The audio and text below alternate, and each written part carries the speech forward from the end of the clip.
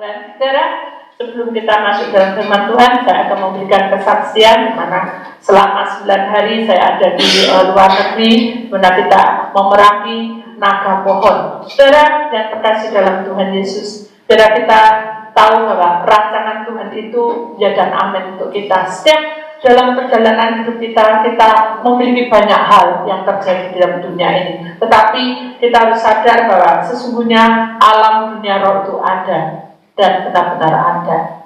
Saudara, saat itu kami menuju ke suatu tempat di mana tempat itu adalah Tasmania, saudara, yaitu di Launceston, saudara. Di situ kami tinggal dan kami selama ini memang saya pernah diundang ke sana dan saya tidak tahu bahwa di depan itu ada satu aliran laut yang sangat besar dan selama ini saya tidak mengerti.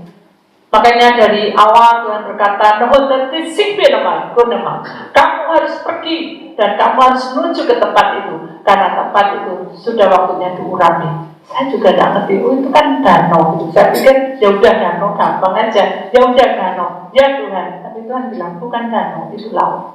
Tapi saya kan tidak tahu, karena selama saya datang diundang itu saya tidak pernah melihat bahwa di depan itu ada laut, karena saya tidak pernah memperhatikan, karena saya hanya di tempat itu mengurapi, kemudian kita naik ke puncak lagi ke gunung, karena tempatnya dia di puncak yang tinggi. Dan itulah yang membuat selama ini saya tidak tahu. Begitu saya sudah sampai, saudara, di tempat di mana dituju, maka saya begitu terbengong-bengong. Saya ingin teriak dan ingin nangis di hadapan Tuhan. Benar, ini lautan yang besar sekali dan ombaknya betul-betul tinggi. Dan saat itulah dengan seiringnya waktu, saudara, saya bilang sama orangnya, saya ingin mengurapi tempat ini dan kemudian saya ingin mengurapi lautan yang luas di depan. Dan dia ketawa. Terserah, aku ikut-ikut aja, katanya gitu. Karena dia kan tidak mengerti dunia roh yang disebutkan dan selama ini kita memerangi naga yang namanya naga pohon. Saya terangkan naga pohon dan saya beri gambarnya, tanya, saudara. Saya jujur secara logika saya juga tidak tahu, secara roh saya tahu, tapi secara logika saya tidak pandai untuk menggambar ini. Tapi ada seseorang yang Tuhan kirim supaya saya tahu bahwa tempat inilah yang Tuhan mau. Dan padahal peta ini belum saya ketahui sama sekali dan saya hanya berdoa. Dan Tuhan bilang sebelum ini peta jadi, saudara, kita berdoa, saya berdoa dan bilang bahwa kamu akan mengurapi kepala naga dulu. Dan kepala naga itu kamu akan bertemu di satu pelabuhan namanya Pelabuhan Purne. Itu kepala naga. Nah, disitulah saudara, saya juga tidak ngerti. Saya tanya sama yang undang itu dan dia bilang, oh ada, ayo tak antar. Pagi-pagi sekali dia antar saya dan saya sampai, kita tidak bisa masuk, saudara, karena tempat itu dijaga oleh pagar-pagar dan banyak sekali seperti alat berat gitu ya, untuk mengangkut suatu barang-barang yang besar-besar itu. Saya juga kurang tahu di tempat apa, yang pasti di pelabuhan itu juga ada pengangkutan seperti itu, dan itu tidak untuk umum, dan saya berdoa lagi sama Tuhan, apa yang saya lakukan, karena naga pohon ini kepalanya di situ, apa yang saya lakukan? Tuhan bilang, telusuri tempat ini, hai hambaku, dan lewati semua. Lalu saya telusuri dan saya bilang, ada tidak tempat yang untuk kita turun, karena saya ingin, maksudnya saya mau ketemu dengan laut itu, saya bisa pegang. Kalau di atas kan tidak bisa pegang, saudara. Sementara di bawah itu ada seperti tempat alat besi untuk mengangkut barang-barang. Dan sehingga itu penuh dan tidak mungkin kita ke sana, tidak mungkin, itu harus izin apa-apa, itu terlalu ribet, saudara, karena Tuhan tidak inginkan hal itu terjadi. Jadi itu satu proses. Jadi dari kehidupan itulah saya mulai berjalan, saudara, menyusuri tempat di di mana jalanan itu jalan besar, kita lewat jalan terus saudara. Dan yang heran, membuat saya heran, orang itu mau memberi waktunya pada saya untuk menemani saya, untuk menelusuri tempat yang bisa kita masuki. Kita jualan terus. Dan sampailah di suatu tempat yang agak terpencil, tetapi tetap tidak bisa, saudara. Hingga akhirnya saya gini, Tuhan, kalau tidak bisa, sini tidak bisa, situ tidak bisa, terus gimana? Kalau orang bilang kalau mau ketawa, ya sudah, suruh aja malaikat perbankan kamu, kalau mau. Tapi saya tak mau sesuatu yang mendahului Tuhan. Saya bilang, Tuhan, ini waktunya, saya pasrah. Ini waktunya Tuhan membuka semuanya. Ini waktunya semuanya.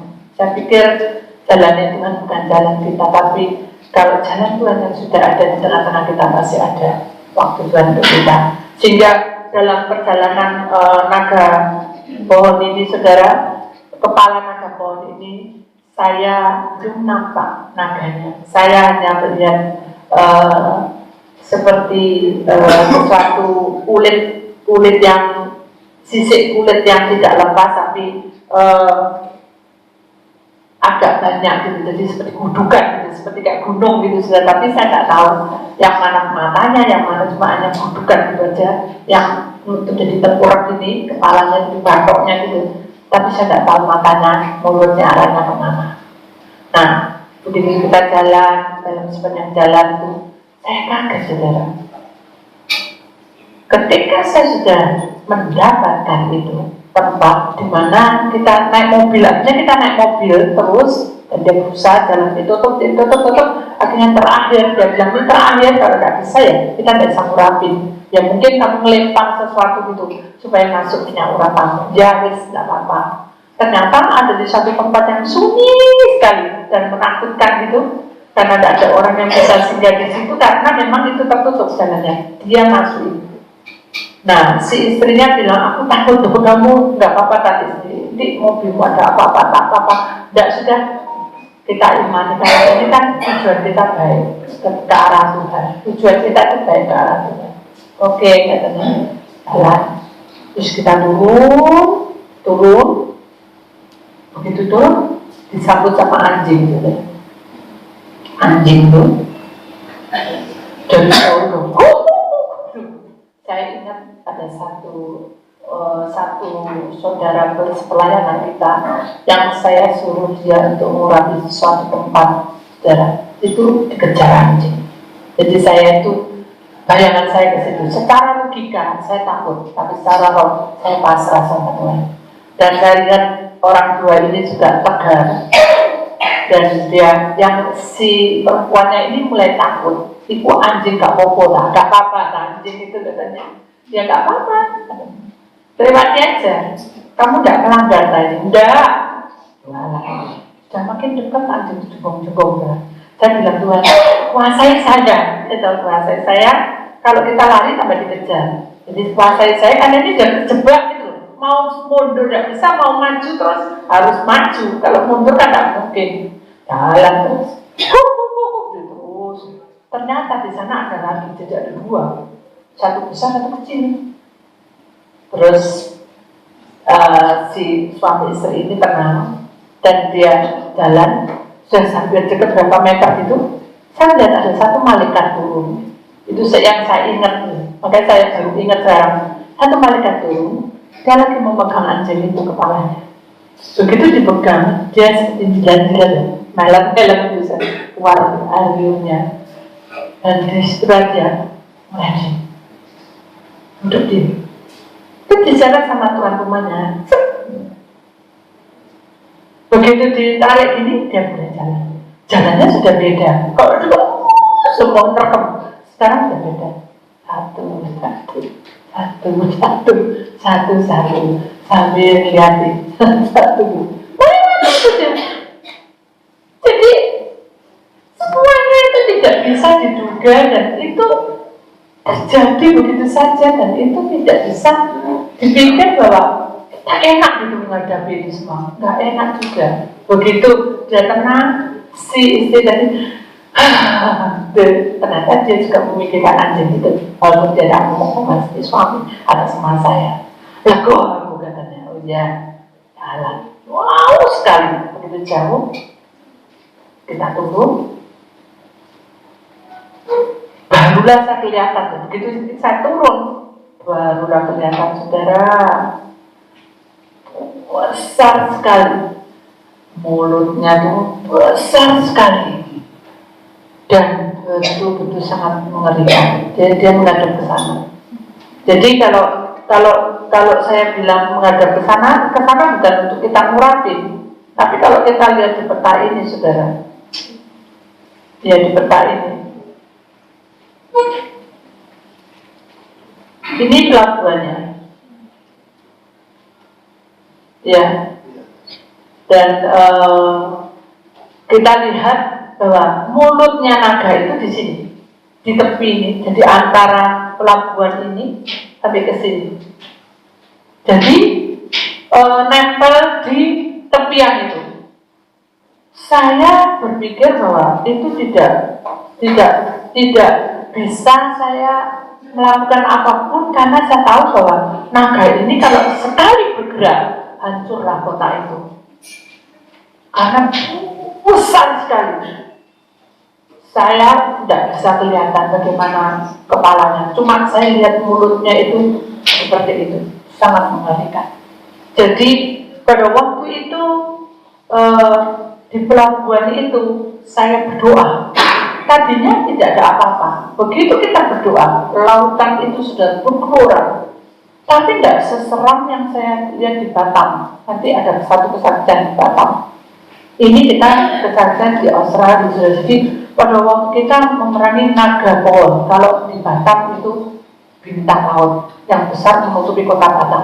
Nah, nanti lain hari sekarang kita masuk di naga pohon. Jadi pada waktu itu saya melihat deburannya itu sudah mulai ke arah kita. Padahal kita ini sudah jauh dari pantai, tetapi tetap aja deburan itu mengikuti kaki kita.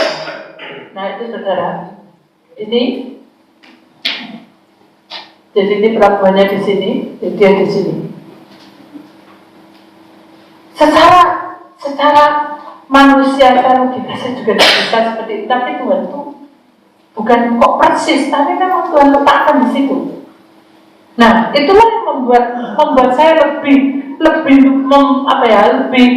orang bilang tuh lebih menggebu-gebu. Kenapa? Karena saya tahu bahwa Tuhan menyertai saya. Dalam posisi kita mengurangi di pelabuhan itu, dalam perjalanan di pelabuhan itu, saya biasanya kalau melihat mutahan air liurnya naga itu saya tuh mual.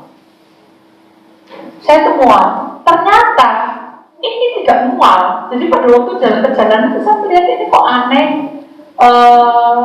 Sungai ini penuh dengan air liur seperti air liur kayak kental-kental gitu saudara. Itu secara logika warnanya hijau, putih, kuning, gak apa-apa, kayak salju tapi kayak putih, hijau, kuning gitu saudara. Tapi saya nggak mual. Saya juga belum tampak jelas itu. Begitu saya sudah mengurati kepala naga itu, saya pulang sampai di sungai itu namanya Sungai Eniu. Sungai itu mati sebenarnya. Pohon-pohonan itu kerdil, jadi nggak bisa berkembang karena kena air liur itu. Jadi pada waktu itulah saya bilang berhenti aja di sini di sungai ini. Kita doa lagi. Akhirnya kita tapi Tuhan tidak ingin kita berdoa di atas. Tuhan ingin berdoa di sungai itu, harus kena airnya. Waduh, itu terjal sekali, melebihi dari yang di pelabuhan. Ini filenya yang di pelabuhan, saudara. Jadi kita jauh baru ketemu pelabuhannya ini, saudara. Kita ada di paling pucuk sendiri, baru ada tempat yang terbuka untuk umum bisa kita datang, tapi tidak ada orang di situ. Jadi di pelabuhan Bune inilah kita sudah murapi kepala naga. Kemudian kita lihat itu saudara.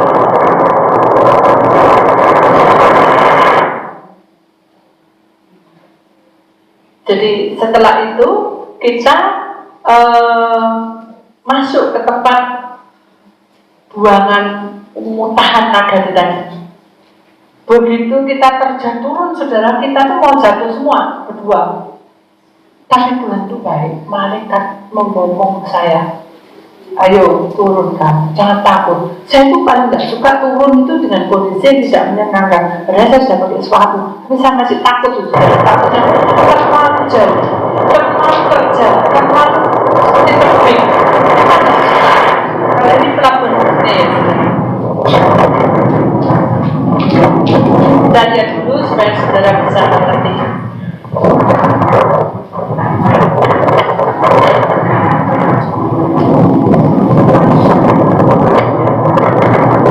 Itu pelabuhannya.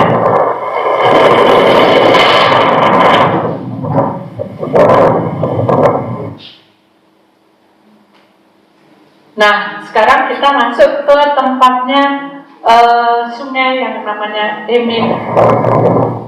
Ya, kita melihat sungai Emeu. Di daerah itu masih di tempat dan saudara di daerah Tasmania. Nah, itu sungainya, saudara. Lihat pohon-pohon itu kecil, tidak berkembang dari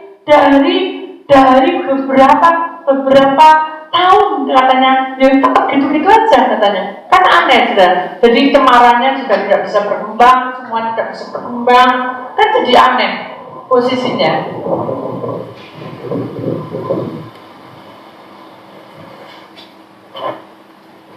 Saudara, ketika saya mengurapi tempat itu, kita bertiga, angin itu begitu deras sekali.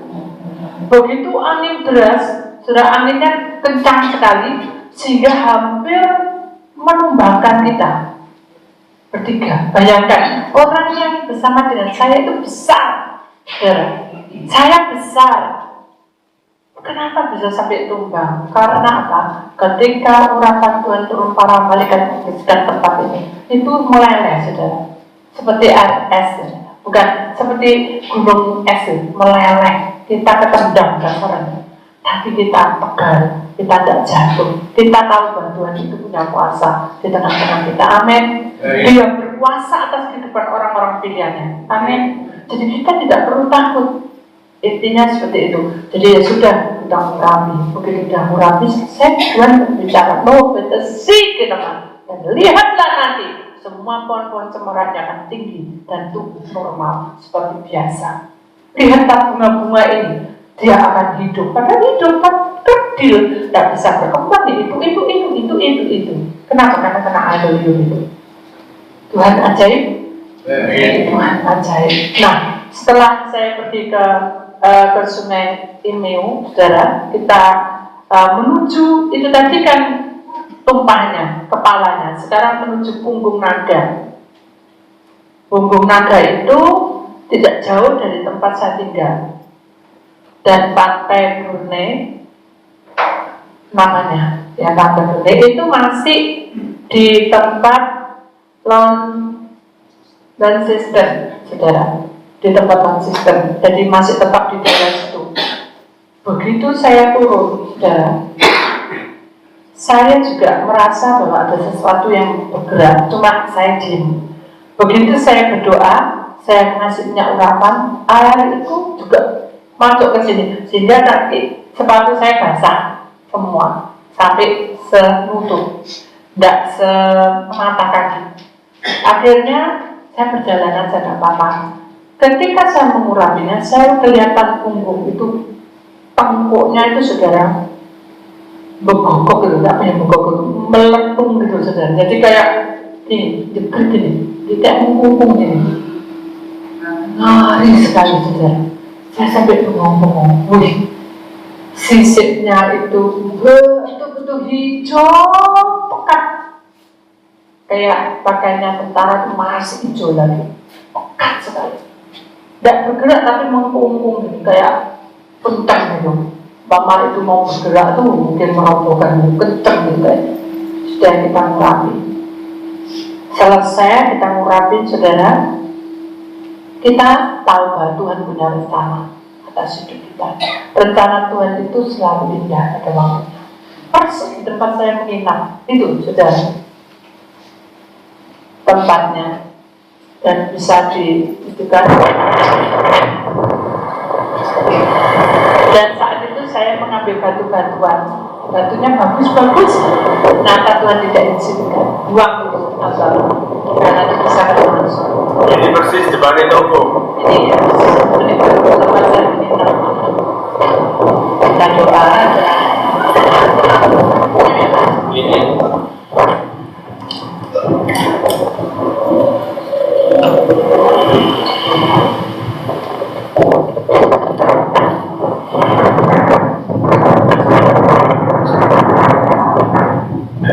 Kita doa, ambil tanahnya, dan kita ambil air lautnya, kita doain sehingga betul-betul naga itu tidak bergerak, karena dengan tanah dan air yang tepat dia merasa nyaman di sepanjang tanah. Kita mendekati lautan lepas, kita ngurapinya, lihat ombaknya saudara. Senjangan ini. Kita doa.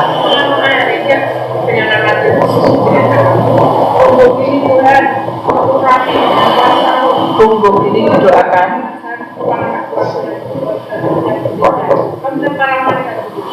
Diangkatnya dan punggungnya dengan kanan.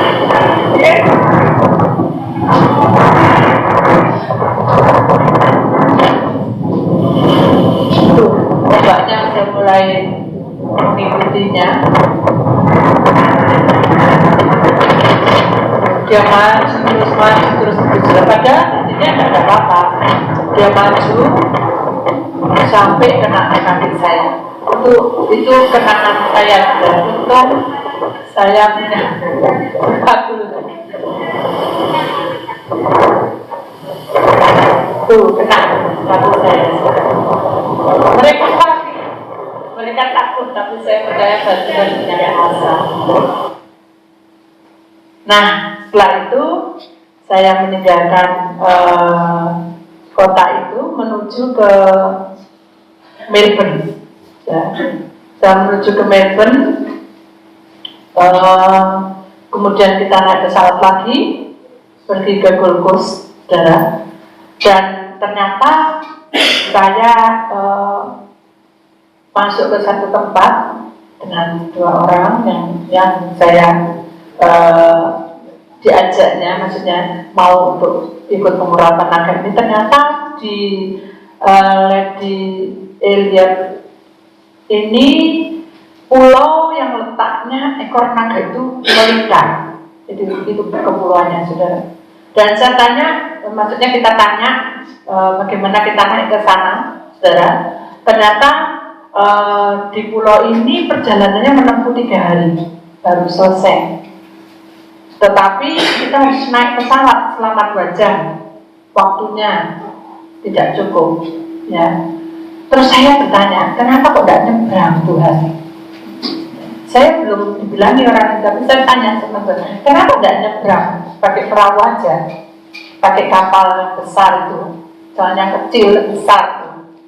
Tuhan bilang apa? Itu perbatasan alam sadar dan alam roh, bahu. Tidak ada orang yang berani naik itu perahu ke situ. Ternyata orangnya memberitahu, saudara. Di sini dikatakan, bila kami menyeberang laut terlalu berbahaya, resiko besar di dalam penglihatan roh memang seperti itu. Sebab di sana segitiga dasar, segitiga dasar yaitu perbatasan dunia roh. Jadi perjalanan naik pesawat kurang lebih 2 jam, barulah sampai di pulau itu. Dan kami tidak ke sana.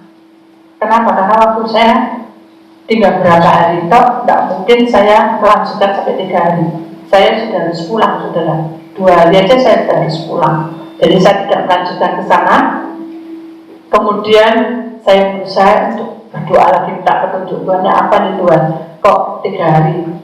Terus ya apa? Tuhan bilang, di situ kamu ada namanya Pulau Merton, ya. Di situ ada lorong 3 bagian. yang arahnya ke arah Lady Elliot, ya saudara. Di situ kamu akan melihat 3 lorong itu. Ternyata memang dalam roh saya melihatnya, dan saya tanya di daerah itu, di Meretan itu, di Pulau Meretan itu ya apa Meretannya. Tetap aja dia bilang tidak bisa, karena itu juga membutuhkan waktu. Akhirnya saya tidak mungkin ke sana juga, karena itu juga waktunya terlalu panjang.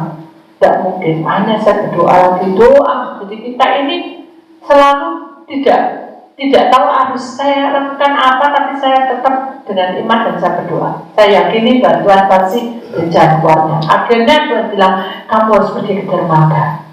Aduh, dermaga mana ya Tuhan? Saya juga tidak ngerti dermaga mana. Terus dengan jalan yang kita lewati, kita tahu, kita tanya ke orang dermaga mana maksudnya. Ternyata dari Sydney, ya. Di situ saya berangkat dari Selasa pukul 8.48, kami berangkat menuju dermaga Darling. Perjalanan melewati itu banyak hal yang terjadi, saudara. Rumah itu ratusan tahun tidak dibongkar, ya. Pasti banyak penghuninya, betul tidak? Halo, betul ya? Kemudian letak di pinggiran kota juga. Jadi banyak rumah-rumah kuno, rasa di hati itu juga tidak enak. Tapi ya kita lewati, memang harus lewati situ. Ternyata perjalanan di situ pun melewati suatu lingkungan tempat satu kota itu sudah namanya ada kelompok gay dan lesbian yang diizinkan hidup di situ. Itu yang kedua. Jadi perkara satu dari penghuninya banyak, yang kedua adalah gay dan lesbian. Saudara dua yang ada pelanggaran, kan, maksudnya ada sesuatu yang tidak bisa terjadi, itu harus kita doakan gitu, saudara. Kemudian di tengah-tengah perjalanan, karena ini gambarnya tidak saya kasih supaya tidak terlalu panjang. Ketika sampai di tempat di mana saya ada itu, saudara, di tempat dermaga Darling itu sebelumnya, kita itu menuju suatu tempat yang penuh dengan orang bunuh diri. Tebing-tebingnya itu penuh dengan orang bunuh diri. Jadi pohon-pohonan itu sungguh tumbuhnya tuh kayak tidak enak gitu. Saya tuh sempat berdiri gitu, berinding ya, berdiri ini bulu kuduknya. Jadi saya banyak berdoa memuji Tuhan. Begitu kita melewati semuanya itu, saudara, akhirnya tinggallah kita naik perahu. Jadi kita tuh ditunjukin tempat perjalanan itu singgah ini gitu, sudah di jalan itu. Kemudian kita naiklah kita ke tempat perahu itu untuk masuk dengan tujuan ke dermaga Darling. Memang Tuhan itu bicara sebelumnya dari Gold Coast ke Sydney. Dan itu kan dari kepulauan Lady Elliot. Dari kepulauan itu ekornya sama Tuhan itu dibuka. Tadi kan melungker ini sudah dibuka ini. Nah, dibukanya itu menuju Gold Coast, antara Gold Coast dan Sydney. Ya. Jadi mulai memanjangkan, nanti kan lihat petanya sudah. Saya tidak lihat petanya, tapi saya melihat itu. Nanti terus setelah itu saya berikan pada seseorang ini dan digambar seperti itu gitu, saudara. Jadi itu bukan dibuat-buat. Jadi saya lihat dulu, baru saya bilang ini ekornya ke sini Gold Coast sama Sydney. Terus dia bilang, Sydney itu kan di tengah.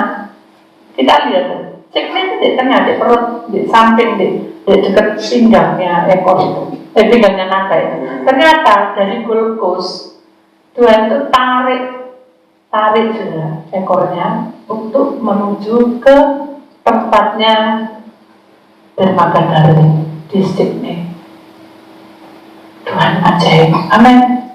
Kenapa Tuhan kok nggak langsung rapi gitu aja? Karena itu naga pohon itu boleh digambarkan soal jimat, soal magic.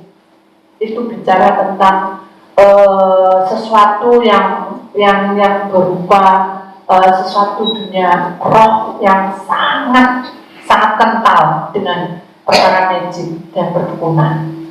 Nah itu makanya Tuhan sampai geserkan 2 kali saudara, ya kan, dari kepulauan Eddie Elliot sampai dibawa ke Gorgos, kemudian ditarik lagi ke dermaga dari di Sydney. Tuhan itu baik. Dari situlah saya sudah ketemu saudara di tempat dermaganya. Saya tuh bingung, di mana mau ngurapi. Tuhan bilang, tunggu, aku nanti akan cerita. Sudah, kita jalani terus.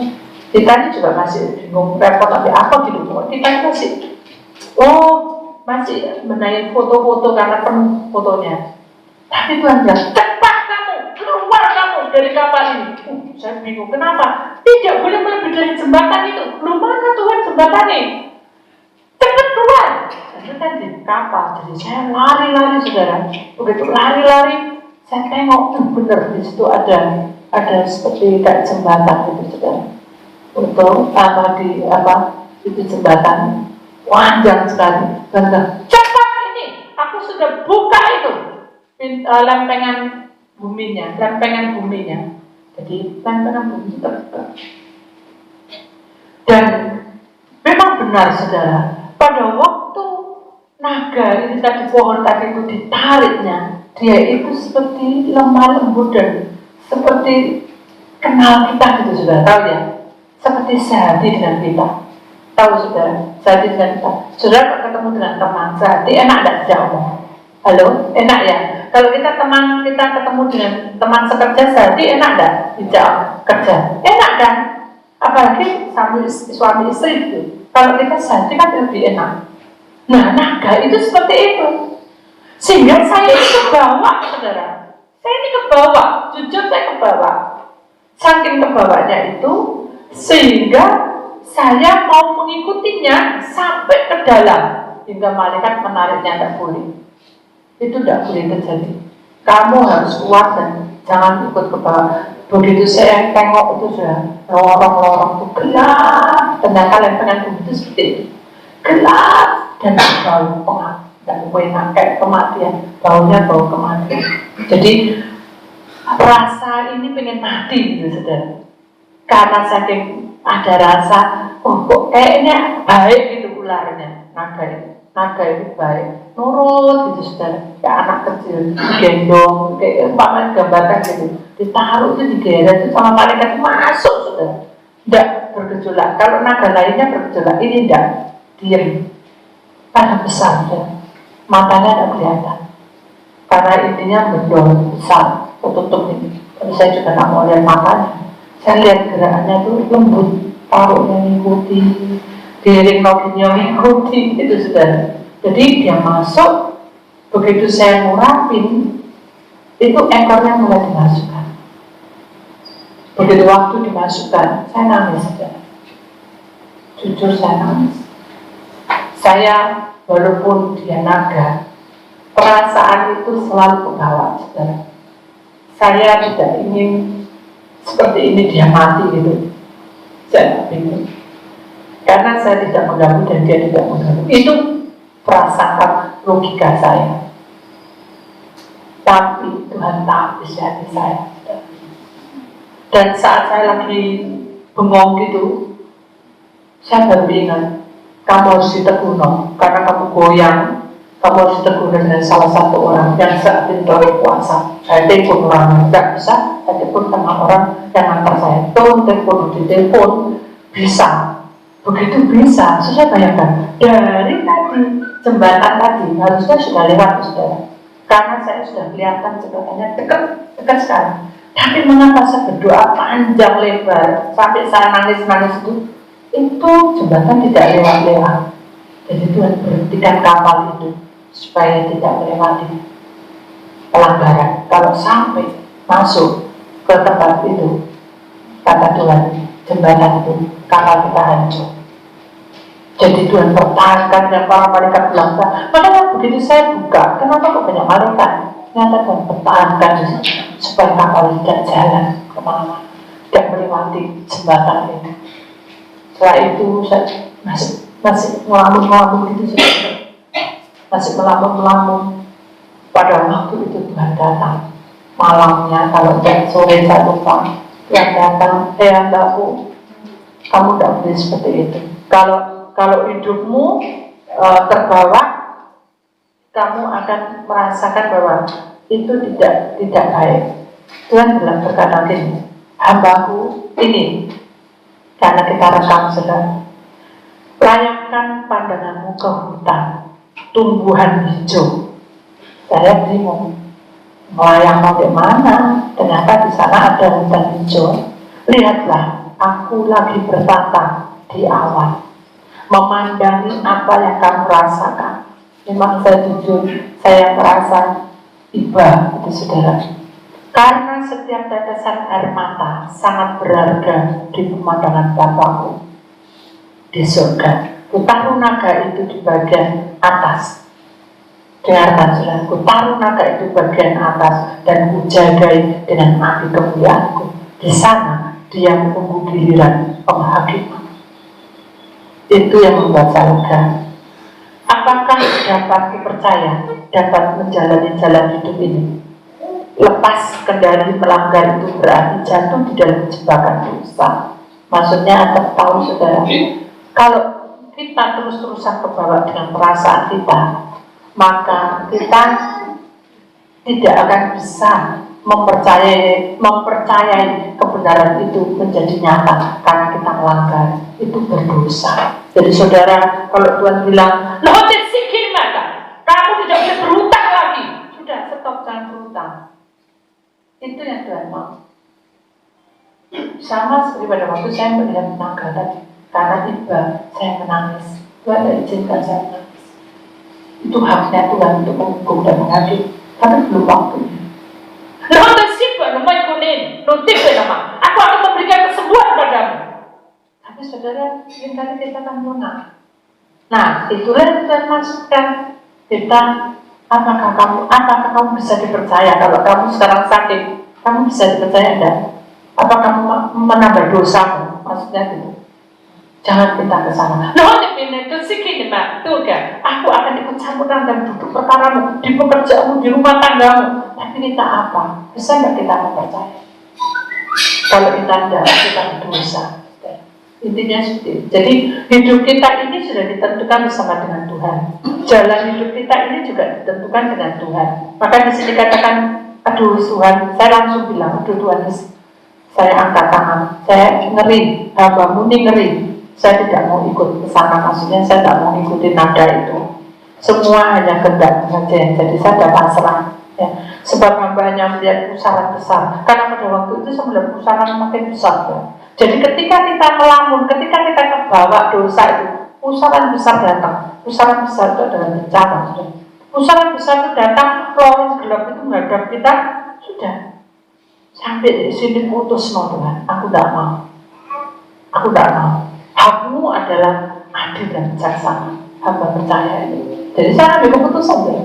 Sama seperti saudara. Ketika Tuhan bilang kamu harus sabar melayani suami istri, kamu harus sabar, kamu harus beri. Sudah, saudara jangan tidak percaya. Percayalah bahwa suatu saat saudara tidak akan jatuh dalam dosa dan saudara akan meneruskan perjalanan itu dengan iman dan keyakinan. Ya, itu akan terjadi kemenangan nanti. Amin. Buktinya saya, kalau saya kebawa terus, mungkin saya tidak ada di sini loh, saudara. Mungkin saya kena sesuatu negara. Itu yang membuat kita berbahaya sekali arahnya. Jadi kita kembali lagi ke tempat ini, lautan ini, daring ini, dermaga daring. Kita lihat tayangannya, filmnya, seram sekali kan, di tengah-tengah saudara. Kita di pinggirnya kapal atau perahu itu, kemudian kita menguranginya. Gelombangnya selalu membuat kita ngeri, saudara. Tapi kita tahu bantuan yang utama atas hidup kita. Amin. Kita langsung ke dalam firman Tuhan, saudara. Kita akan membuka satu firman Tuhan. Jadi selesailah naga pohon, sudah selesai, semuanya sudah terselesaikan. Setelah kita masuk di dalam Ayub 11 ayat 7. Bunyinya begini firman Tuhan. Dapatkah engkau memahami hakikat alam, menyelami batas-batas kekuasaannya Maha Kuasa? Saya bisa menyelami? Tidak bisa. Saya tidak bisa menyelami. Kenapa naga itu di situ? Saya tidak bisa. Tetapi ketika kita punya kasih Tuhan, kita bisa melatih dengan mengalir. Kata-kata mengalir itu menuntun kita menuju kebenaran. Amin. Membawa kita menuju kebenaran. Kenapa? Karena kita itu dipilih, bukan untuk dihancurkan, tapi kita dipilih untuk diberi kesempatan untuk hidup bersama Dia. Amin. Kita tahu bahwa rencana Tuhan itu masih indah pada waktunya. Tetapi ketika kita serahkan pada Tuhan, maka langkah kita akan menjadi indah di pemandangan Tuhan. Dan Tuhan akan memberikan kuasa di tengah-tengah kita. Saudara, seluruh yang kita kerjakan ini tanpa ada roh Tuhan di tengah-tengah hidup kita, kita akan sia-sia. Kita tidak akan memahami hakikat Allah, itu adalah rancangan Allah. Kita minta Roh Kudus yang mengurangi hidup kita. Dia akan memulihkan hidup kita. Roh Kudus itu akan mencurahkan gereja. Kita ini baik Allah yang kudus, jangan dikotori dengan banyak permasalahan kita. Nanti aku gak kuat, aku suamiku gini, istriku gini. Ya itu kita kotori sendiri dengan pemikiran kita. Enggak, memang kenyataan sih. Karena kita tidak mau disakiti, betul enggak? Kalau kita tidak mau disakiti, selamanya kita keras dan dia keras. Kita keras, kamu keras, tidak akan jadi. Kita harus kalah. Dan orang yang ngalah itu bukan dikalahkan, tapi Roh Kudus akan membangkitkan kita untuk dipulihkan. Amin. Roh Tuhan akan menuntun. Hari ini adalah hari Tuhan, di mana saat pembebasan kita tiba, belenggu dosa dipatahkan semuanya. Amin. Tuhan berkuasa atas kehidupan kita. Dia berkuasa atas langkah kita, sehingga Dia bertata di dalam hidup kita selama-lamanya. Dan Tuhan pasti memberkati kita semua. Amin.